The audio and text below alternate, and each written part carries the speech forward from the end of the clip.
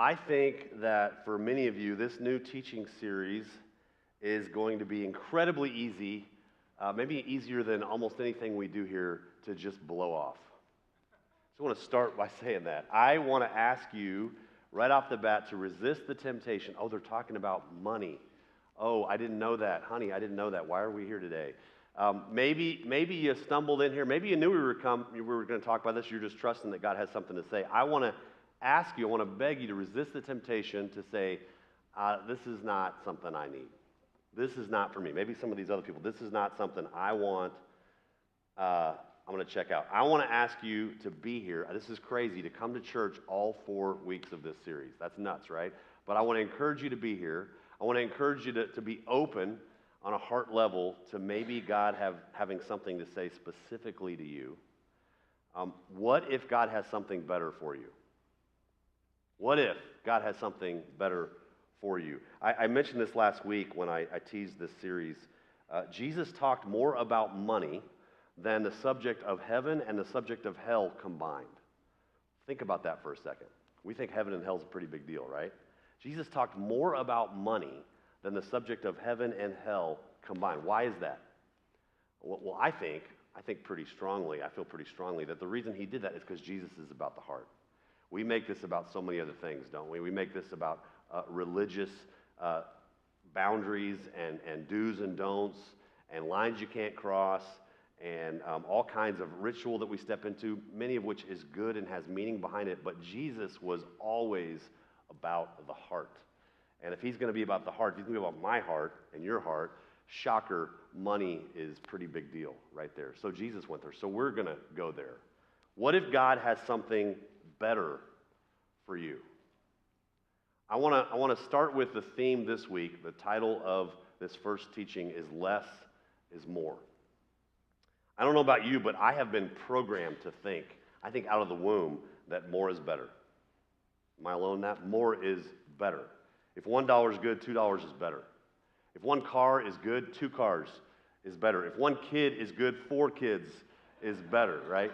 I think that way most of the time. In all seriousness, if one is good, well, more is better. Where did this idea come from for us? Where did this urge come from for us? I don't know what your favorite candy is. I'm a peanut M&M guy, I think, at this stage of life. But for most of my life, I've been a Sweet Tarts guy. I remember in middle school, I'd say don't tell my mom, but she's been watching me preach online a lot, so she's learning more and more about me these last few years. But mom knows, if she didn't know before, she knows this weekend watching me, that in middle school, I would take my lunch money every single day. I mean, I think without exception. I would take my lunch money, I'd go to the snack bar with my friends, I would get a can of Mountain Dew. Shout out to Ron Downing, our pastor, who drinks Mountain Dew like it's water. I would get a can of Mountain Dew, and I would get a 3-pack of the large Sweet Tarts. I can't even find them anymore. And it'd be grape, it'd be lemon, which I love, and then I'd kind of reluctantly eat the pink one. I don't know if that was cherry or strawberry. But every single day, I have no idea how I continued to grow and develop as a young man. But this was my lunch. Sweet Tarts have been my favorite. I'm the guy, even now, that goes to the movie theater, and don't tell anybody I said this, but I stop by 7-Eleven and I get myself some treats and I put it in my pocket. I usually get not just 1, but 2 Sweet Tart packs. I got to get my Sweet Tart packs. And somewhere in every movie, I'm halfway through the movie and I'm well into the second pack. Maybe I'm done with the second pack of Sweet Tarts by then, and I'm like, oh, I don't feel so good. So I wash it down with some Dr. Pepper because that always helps. But for some reason, I have always thought more is better. But 1 is good, and obviously sometimes 2 isn't better. I want to talk about this simple truth. Simple truth. It's not rocket science, but it's truth. That less is more. And in honor of that theme, I want to talk about simplicity. Let's look at one brief Bible passage together. This is it for the day. Ecclesiastes chapter 4. Yes, we're going to Ecclesiastes. Middle of the Bible, chapter 4, verse 6, says this: better is 1 handful with tranquility than 2 handfuls with toil and chasing the wind. 1 verse. In fact, let's say that out loud together. This is going to be our focus for the morning. Can you read this with me? Would you read this with me out loud? Better is one handful with tranquility than two handfuls with toil and chasing after the wind. When is one handful better? Why is one handful better? Well, it's because if I have one handful and somebody needs some help, I can offer it to them. If I have one handful and somebody needs pulling up, I can pull them up. If I have one handful and somebody needs comfort, I can comfort them. If I have one handful and I need a nap, I can take a nap, because the truth is, better is one handful with peace, with quietness, with tranquility in my life, than two handfuls with toil and chasing after the wind. What I want to do for just a few moments today is really focus on when less is more. Less of what doesn't matter and more of what does. If you're taking notes, there's room on the back of the handout, or if you're using the YouVersion app, or if you even want to do this mentally, I want to give you a brief 20-second homework assignment. I want us to all participate in this. A question this morning: what really matters? A couple things, maybe three things. I'd encourage you to write it down right now if you're a note taker. If you want to do it mentally, I'm going to give you about 20 seconds. Okay, what to you, honestly, be honest with yourself, what really matters?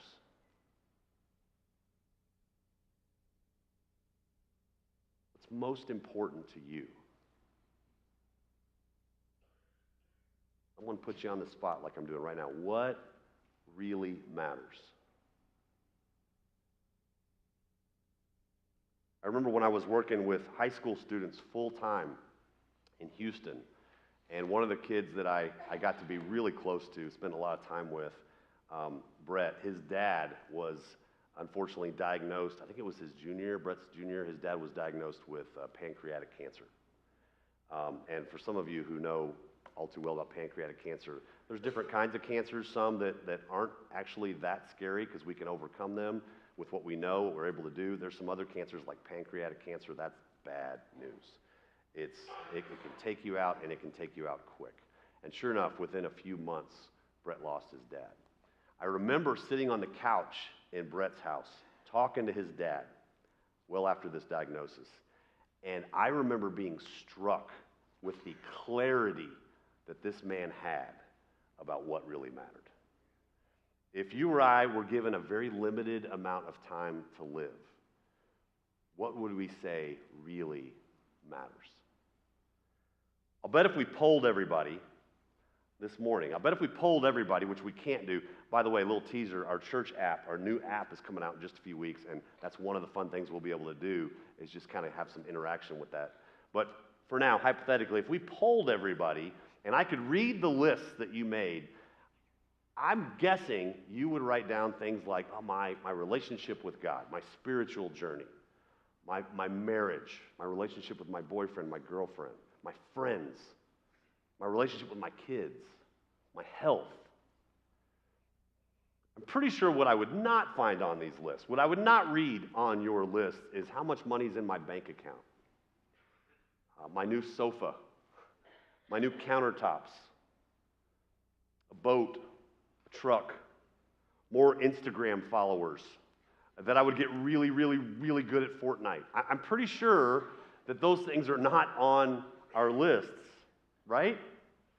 And yet, when we think about it, just for a second, we just stop and think about what really matters, what becomes clear for us? We are spending a lot of time, a lot of energy, a lot of our resources pursuing things that don't matter.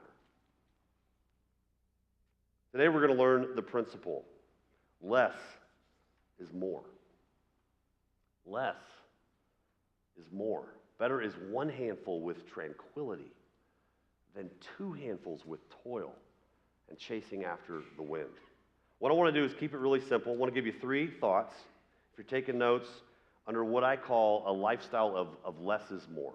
Less is more living. It's not going to blow your mind. We've all thought this through. We've heard it before, but let's focus on it together, the truth of it today. First thing we're going to learn is to cut back. We're going to cut back. I'll give you an example. When we lived in Denver up until just last summer for several years, it was just more expensive.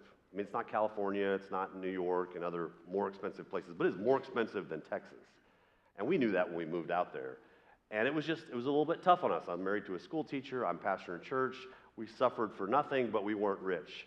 And one of the things we had to do to make it work is we had to move into this little tiny house, all 6 of us, and it was built in 1949. Incredibly charming, kind of cool. I liked it a lot. But oh my goodness, it was tight. And the closet in our master bedroom was tiny. Evidently, in 1949, if you were a dude, you had 1 suit, maybe, because you went to church every week, or you had to have it for your job. You had a couple of pair of pants. You had 1 or 2 shirts. You had 1 casual pair of shoes, and you had a nice pair of shoes, and that was it. And ladies, I have no idea what you wore in 1949, but evidently it had to fit in the rest of that tiny little closet. And so I remember when we moved in, it was tough.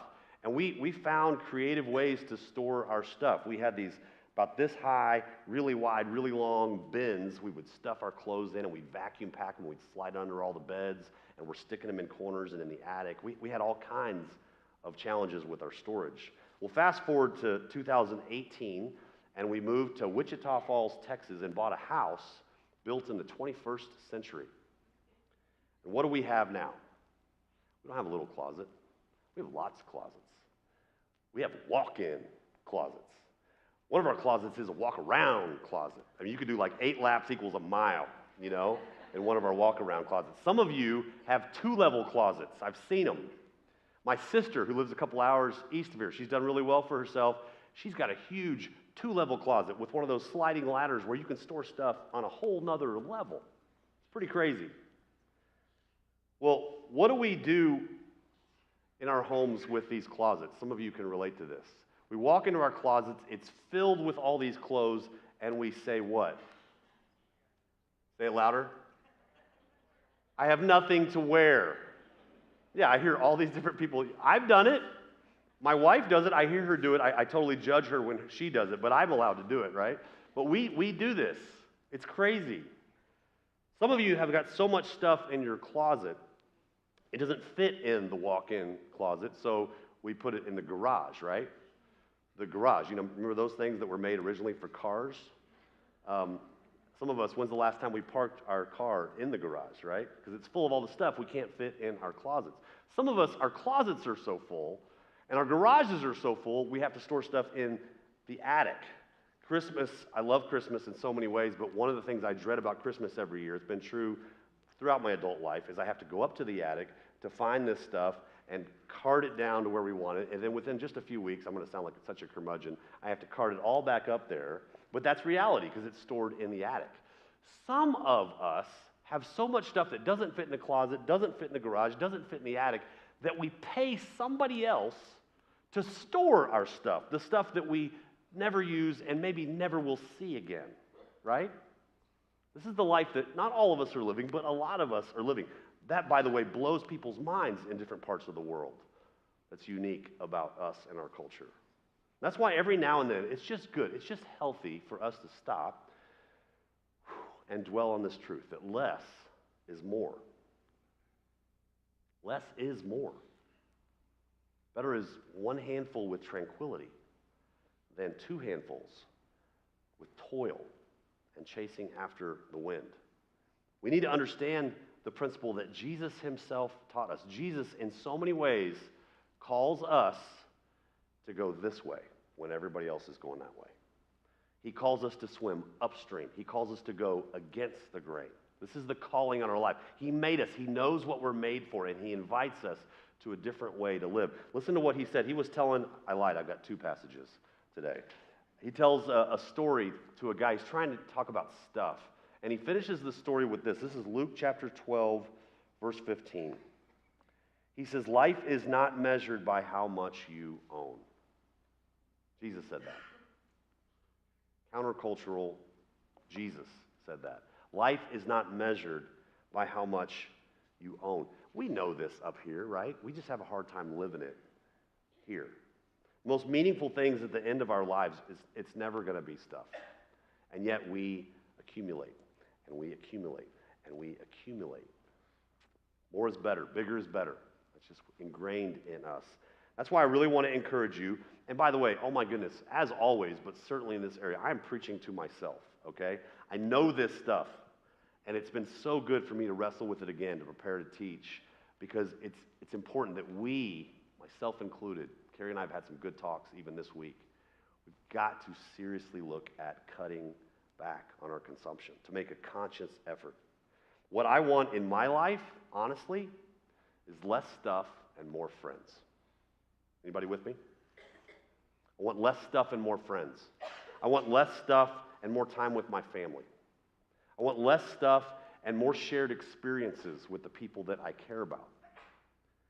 In order to get this, what I want to do is I want to cut back on consumption, because I know deep down that less is way more. First thought is this: we're going to cut back. Second thought, which is related, is we're going to clear out. We're going to clear out. I've tried working on this a bit. I think I have some room for growth in this area, but I'm buying the truth behind it. As I declutter more and more in my life, I'm amazed every time I make an effort in this direction that my soul has so much more room, specifically for people, specifically for some things that matter. Now, I want to acknowledge clearing out is really hard for a lot of us. I think for different reasons. Maybe some of us, we haven't grown up with much. We don't have much. And the thought of wasting something that we have. Okay, maybe I haven't used that in a while, but man, that could really come in handy maybe at some point down the road. And so we hold on to it, right? We want to conserve. We even translate it as wisdom. I just want to have a bunch of things just in case. So that makes it hard to clear out, right? Some of us are on the other end where with some of our things, it's got sentimental value. Oh, I remember that season of my life when so-and-so gave that to me. I remember when such and such was going on and I acquired that. And it's tough to clear out, but it doesn't change the fact that less is more, that better is one hand with tranquility. Your life is not measured by how much you own. That's what Jesus said.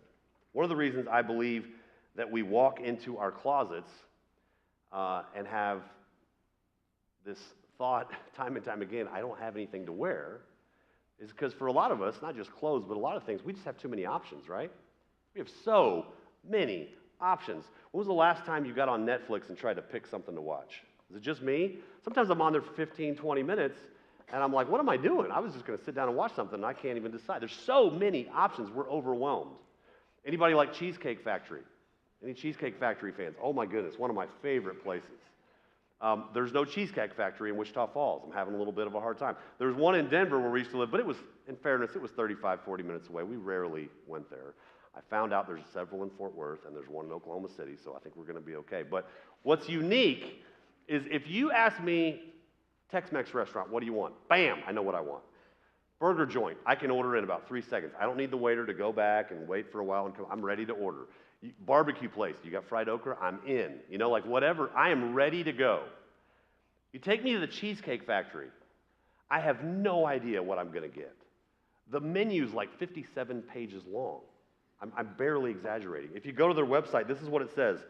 More than 250 dishes made fresh from scratch every day.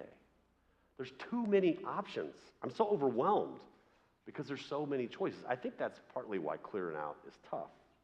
When you cut back and you clear out, it actually brings freedom. Brings freedom to our souls. It becomes easier to choose. And it's better, it's easier for us to connect with people and what's going on around us. Here's a practical idea when it comes to this thought of clearing out, okay? And this is going to sound a little weird to some of you, but I'm just throwing it out here. If you have something that you have a hard time giving away or a hard time getting rid of, what if you just take it and you look at it and you say, thank you for your service. Thank you for serving your purpose. You take that thing that you don't really need anymore, you haven't used it in 20 years, and you say, I remember 20 years ago, you really came in handy. You helped me. I am letting you go. I feel this way about my books. Maybe you've heard me joke about how I like to read a little bit of a lot of books.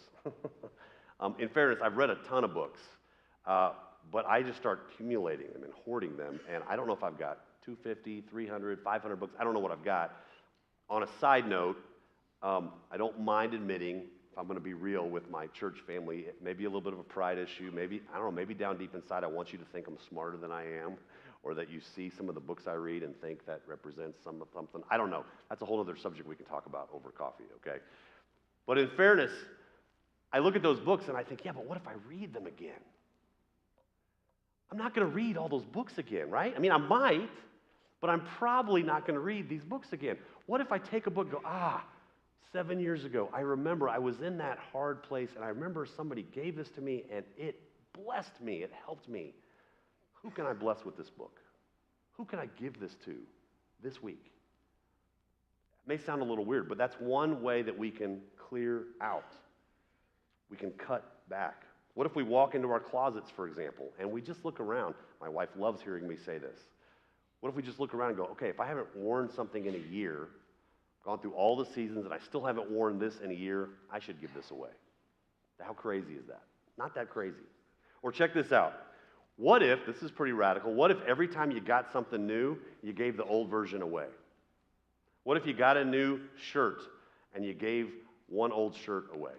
You got a new pair of pants, you gave the old pair of pants away. You got something else new and you gave the old one away. You got a new pair of underwear, so no, that wouldn't work, right?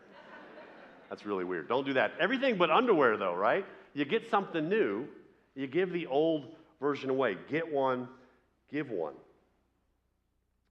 Go through your house this week, and what if you, as a family, or with your roommate, or in your apartment, whatever you've got, what if you went through your place and you gave away 100 things? It's not as crazy as you think. I brought this up with my wife even this week, and she goes, honey, we just did that in July when we moved.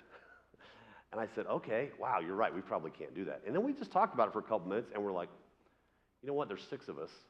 That's 16, 17 things apiece. Yeah, we could do that this afternoon.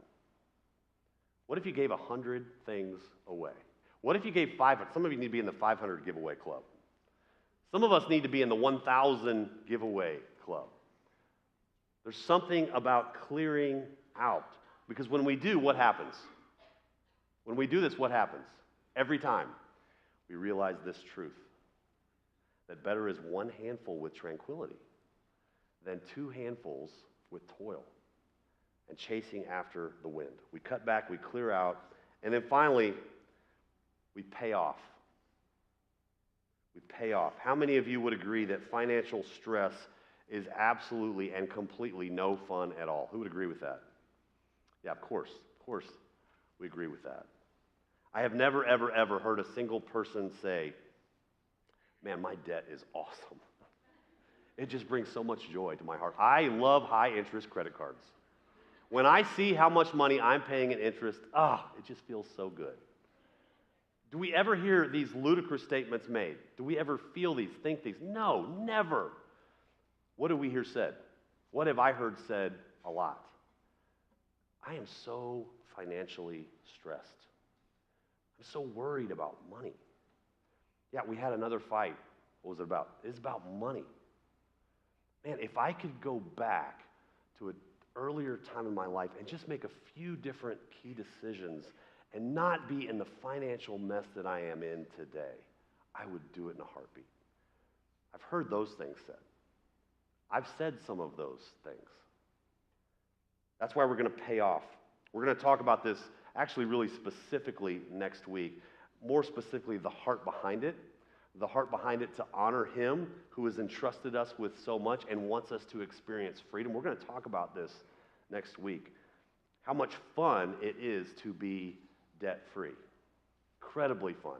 We're even wrestling with this as leaders of the church. Inappropriate. If we're going to do this in our homes with our families, we need to do this as a church family, right? We talk about being debt-free.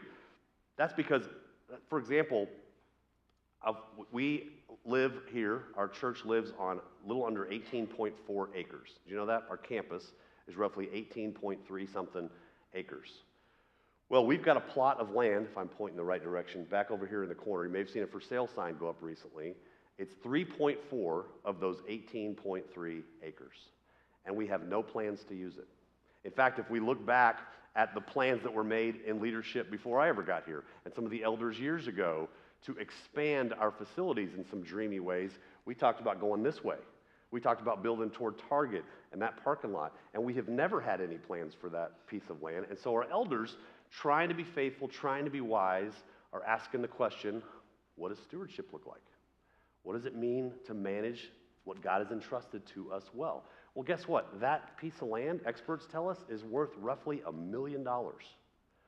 We have a little over $2 million in debt, which for the size of our church, that's not terrible. It's low interest loan right now.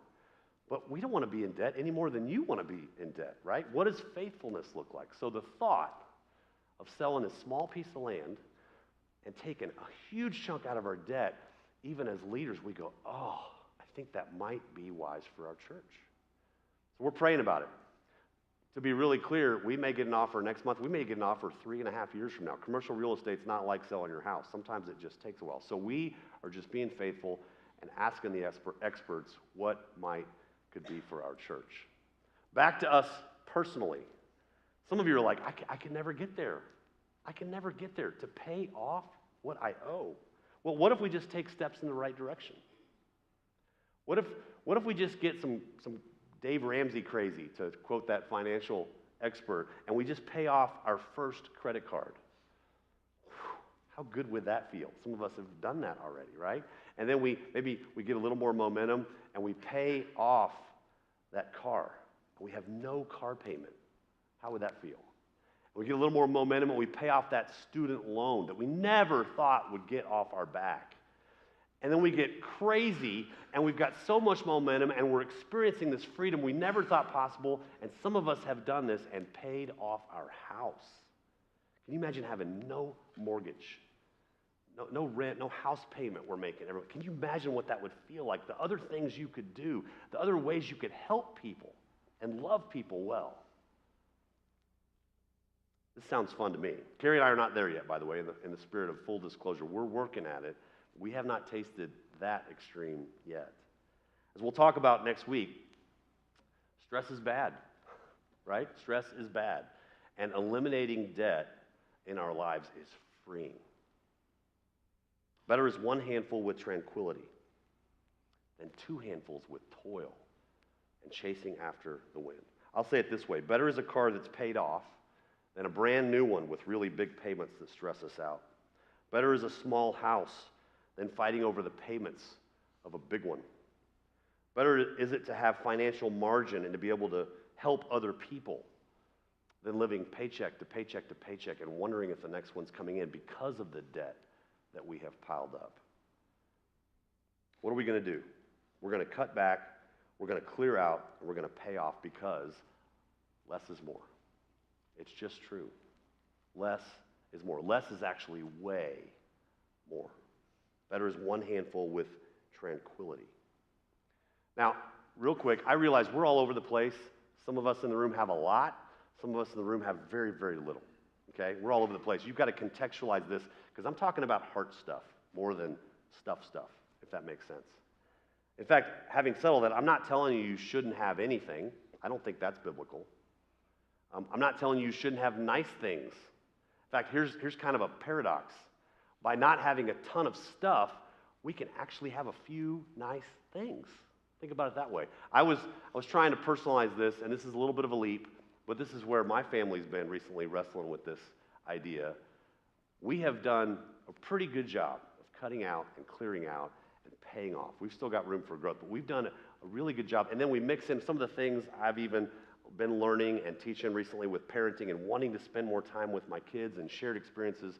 We looked at our family budget and said, okay, because we're not spending money on all those things, we're taking our kids to Colorado for spring break, going to see some old friends, going to ski for a couple of days, and skiing's expensive, going to road trip up there, it's going to be awesome. And in July, we're going to road trip out to Destin, Florida, got a small, modest condo, and we're going to spend some time on the beach and spend a ton of time with my kids, and we're not going to have boyfriend there, and we're not going to have smartphones turned on, and we're not going to have work going on and homework, and it's going to be amazing. And the reasons we can do those nice trips, 2 of those in 1 year, I don't think we've done that before, is because we've cut back, and we've cleared out, and we've paid off.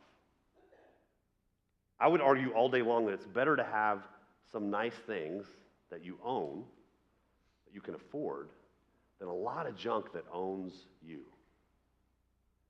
I'm going to say that again. I think this is freeing for some of us.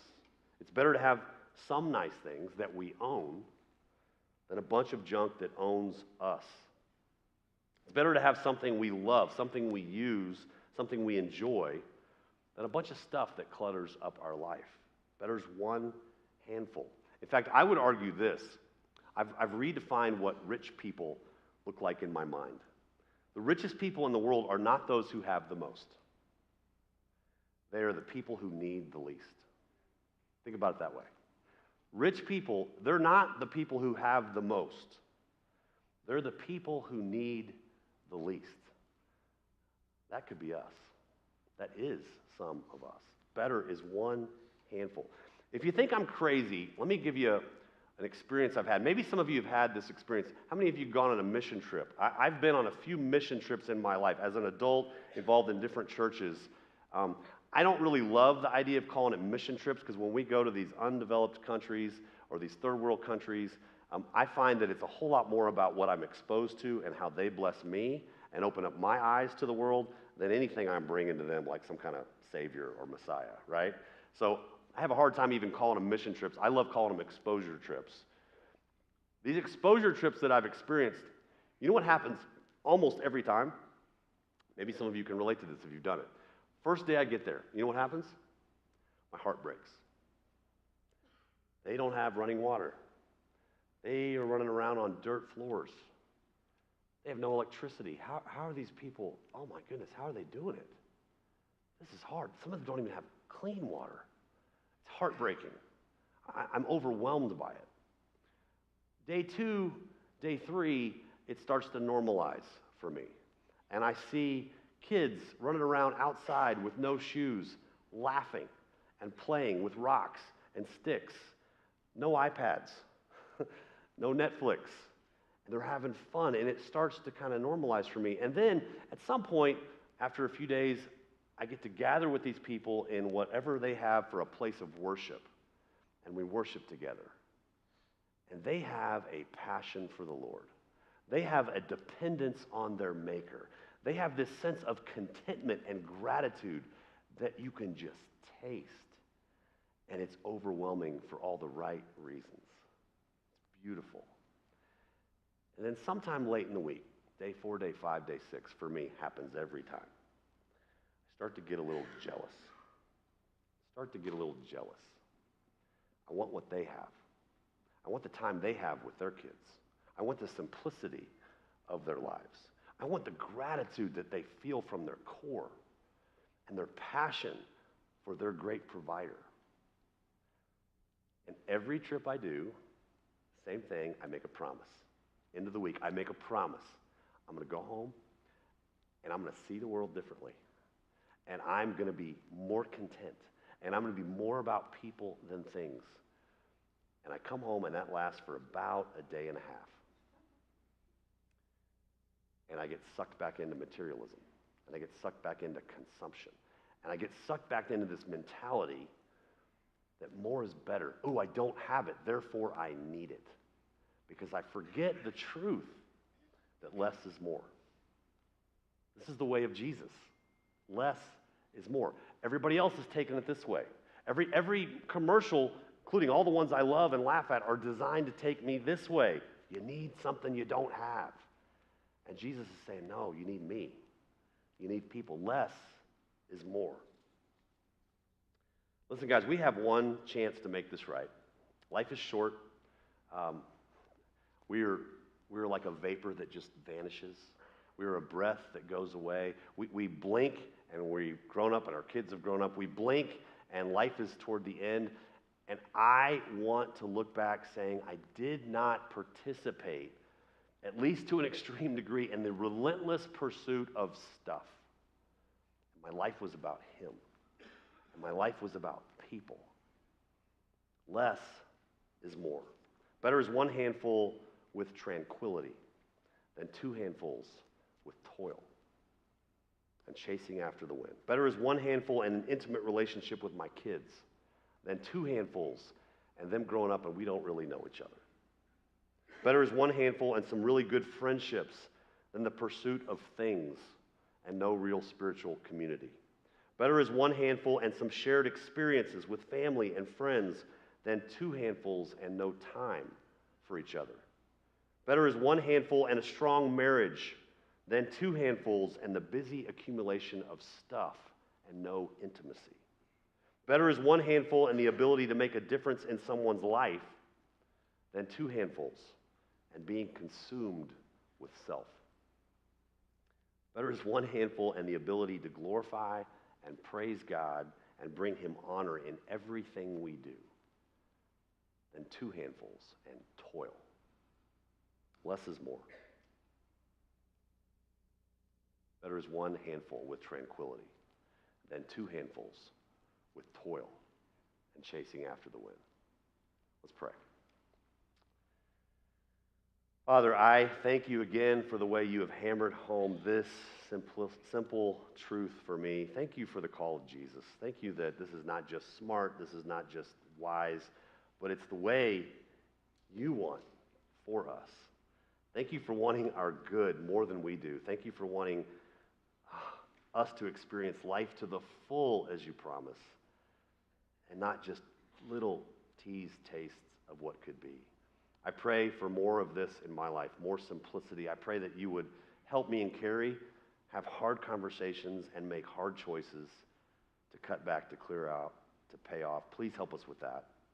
I pray for my church. I pray for my friends here, for my brothers and sisters in this journey, that you would make us the people that can spur each other on with the way we radically live differently and the way we trust you in the midst of this. Trust you. We know this is all about trust. We know this is all ultimately about trusting you and your goodness and your provision. So in the moment anyway, right now, Father, I say for all of us, we trust you and we want more of you. We pray this in Jesus' name. Amen.